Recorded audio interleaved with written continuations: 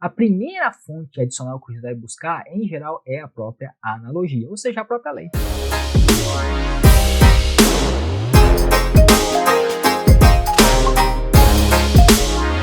O que acontece? Acontece o seguinte: quando o juiz se vê numa situação que ele não consegue solucionar pela aplicação de uma única lei, de um dispositivo normativo, quando o juiz porque o nosso sistema ele é formatado, pelo menos ele é pensado teoricamente para ser solucionado da seguinte forma: como é que se soluciona casos jurídicos?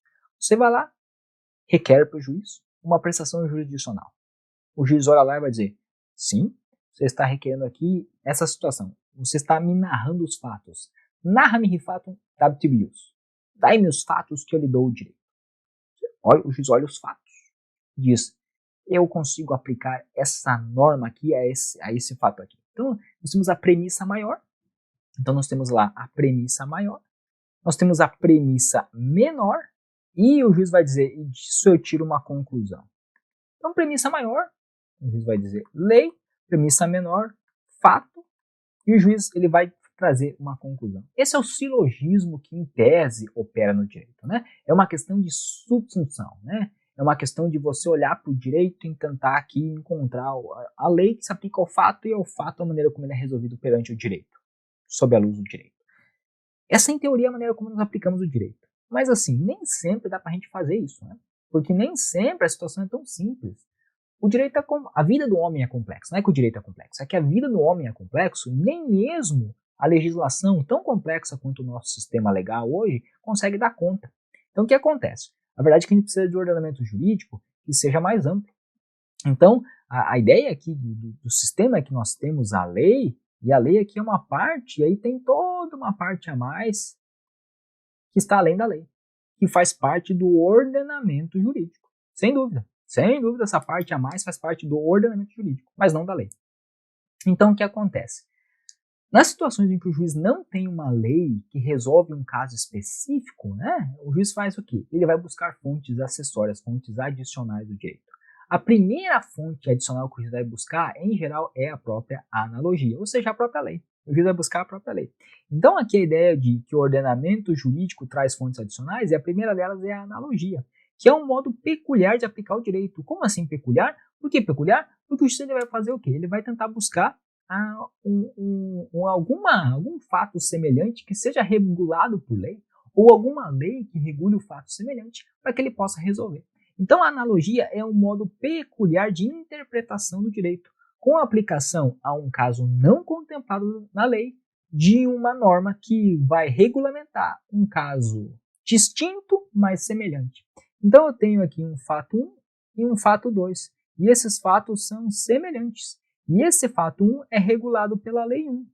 E esse fato 2 aqui não tem lei.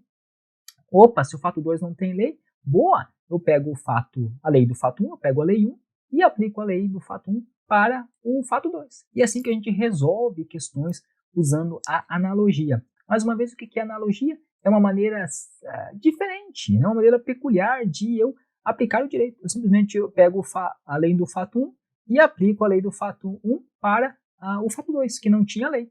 Então, o fundamento jurídico, filosófico, moral da analogia é a igualdade.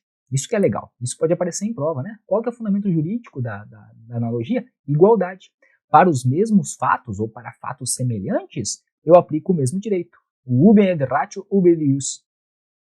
O que quer dizer isso? Quer dizer que se os fatos são semelhantes, eles merecem receber um direito semelhante. Então quer dizer, que bom que eu tenho uma legislação que se aplica a um fato parecido. Porque aí eu simplesmente aplico aquela legislação, às vezes com alguma adaptação, né, algum ajuste, a esse fato aqui. Então, essa é a ideia aqui da analogia. Né? O que a analogia faz? Mais uma vez, ela pega os fatos que são semelhantes, eu tenho que ter o que para ter analogia? Fatos semelhantes. Se os fatos não são semelhantes, não cabe analogia. Eu tenho uma lei que regula um dos fatos. Regula, por exemplo, o fato número 1. Então, fato 1 e fato 2 têm de ser semelhantes, né? E a lei regula um desses fatos. E essa lei que regula o fato 1 vai se aplicar ao fato 2 que não tem lei, né? O fato 2 que não tinha lei. Esse é o esquema de aplicação da analogia. É assim que eu aplico a analogia na prática. Eu simplesmente faço aqui uma transferência, né?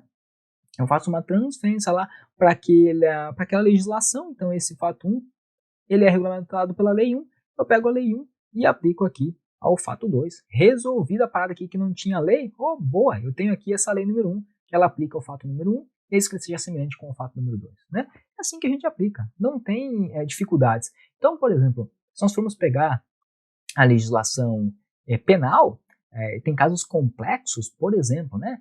Nós temos as situações em que se a pessoa vai vender um saneante sem o selinho lá da Anvisa, a pessoa vai para a cadeia lá com uma pena altíssima.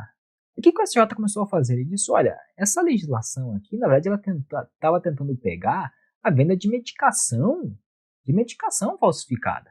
Aí o pessoal escreveu, aproveitou que estava fazendo um dispositivo e colocou lá também saneante.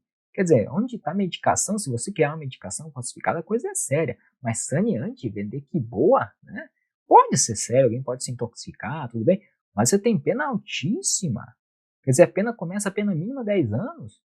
Mas se o cara vender heroína, ele pega uma pena de 6, se vender que boa sem selo, pega uma pena de 10. Não, isso não faz sentido, isso é ilógico. Então o que alguns julgadores faziam? Eles diziam o seguinte, olha, eu aplico por analogia em bonam parte, em favor da parte, a pena do tráfico de drogas, inclusive com o redutor de pena. Inclusive com o redutor de pena do artigo 33, parágrafo 4º da Lei 11.343. E coloco lá a pena lá embaixo, ela pega na parte com 1 ano e 6 meses. Né? Pois bem, essa é uma aplicação criminal. Né? Uma aplicação criminal. Mas nós temos muitas outras aplicações em todo o direito. Essa analogia ela se espraia pelo direito penal, pelo direito civil.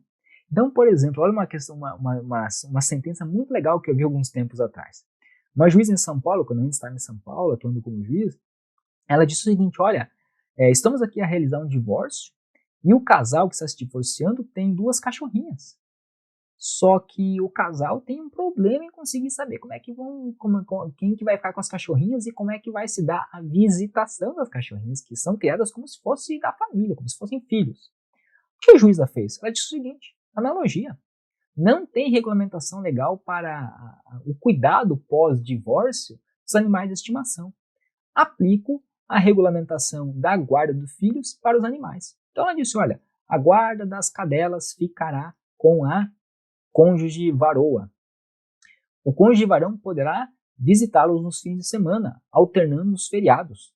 Né? Então utilizou a regulamentação civil que nós usávamos normalmente, o que usamos normalmente para regulamentar a visitação de filhos para os animaizinhos de estimação. Então isso é analogia, isso é clássico da analogia. Né? Onde você está vendo aqui fato 1 e fato 2, fato 1 aqui, você pode escrever aqui filhos.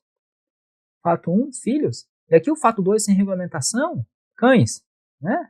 Cães. O que você fez? Você pegou aqui o Código Civil, que regulamenta o caso dos filhos, e aplicou para o caso dos animaizinhos de estimação. É isso, porque as animaizinhos de estimação não tinham, ou não tem, né, ainda, legislação específica. Então, olha que legal, isso aqui é basicamente analogia. Né? Analogia. Então, é assim que nós fazemos a aplicação analógica do direito. Nós utilizamos aqui a ideia de equidade, de casos semelhantes merecem direito semelhante, para resolver uma parada quando a lei tem um probleminha, quando ela tem aqui uma lacuna. Legal, né?